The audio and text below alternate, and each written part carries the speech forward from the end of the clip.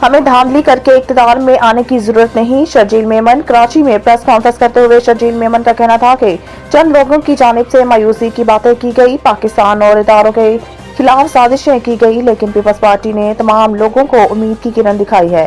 PPP रहनुमा का कहना था कि पीपल्स पार्टी का बलूचिस्तान में तारीखी जलसा हुआ, जिसके बारे में सरफराज भट्टी ने कहा है कि शहीद जुल्फकार भुट्टो के बाद इतना बड़ा जलसा किसी ने किया तो वो पीपल्स पार्टी ने किया।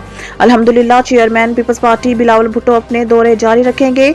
साबिक सूबाई वजीर ने कहा कि मुल्क के कोने कोने में पीपल्स पार्टी अपना लोहा मनवाएगी। पीपल्स पार्टी अवाम की हिमायत से इलेक्शन में हिस्सा लेगी और अवाम की मदद से तारीखी फतह हासिल करेगी। उन्होंने कहा कि मुस्लिम लीग नून ने पूरे पाकिस्तान में क्या किया वो बताएं।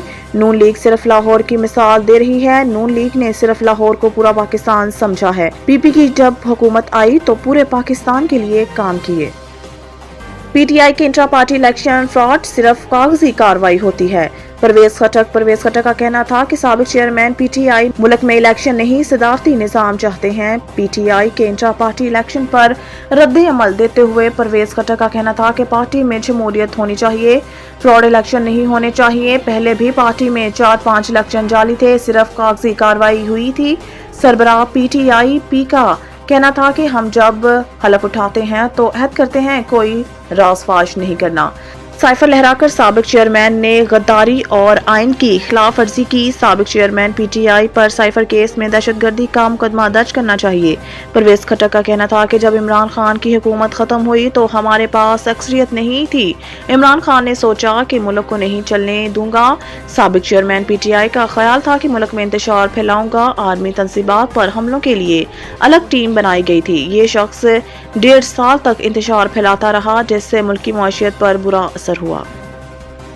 निगरान वज़ीर आज़म अनवारुल हक काकड़ की चलास में मुसाफिर बस पर फायरिंग की मज़म्मत। हफ्ते की रात गिलगित बल्तिस्तान के इलाके चलास में हडूर के मुकाम पर अफसोसनाक वाक़या पेश आया था, जिसमें नामालूम अफराद ने बस पर फायरिंग कर दी थी, जिसके नतीजे में 9 मुसाफिर जाँ बहक और 26 से ज़ायद जख्मी हो गए थे।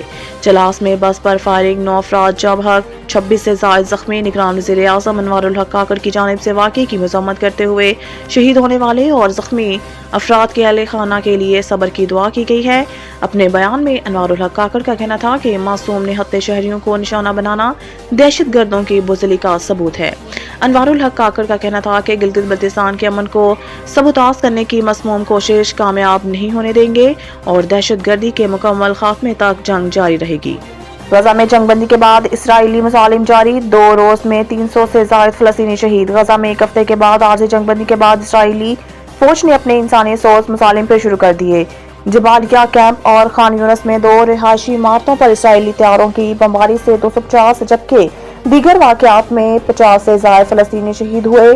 7 अक्टूबर से अब तक गजा पर इसराइली हमलों में शोधा की तादाद 15,207 से तजावज़ कर चुकी है, जबकि अब तक जख्मी होने वाले अफराद की तादाद 40,650 से मुतजावज़ हो चुकी है। इसराइली हमलों में शहीद और जख्मी होने वाले अफराद में नसब से ज़ायद तादाद सिर्फ बच्चों और ख़वातीन की है। गजा में 7 अक्टूबर से अब तक होने वाले इसराइली हमलों में 60% मकानात और रिहायशी यूनिट तबाह हो चुके हैं। इसराइल की जानिब से आरजी जंगबंदी के खात्मे के बाद गजा में महसूर मुतासरीन के लिए रफा क्रॉसिंग से आलमी इंसानी इमदाद की तरसील पर 1 रोज की बंदिश के बाद आलमी दबाव के बाद इमदादी सामान के 50 ट्रक गजा में दाखिल हो गए।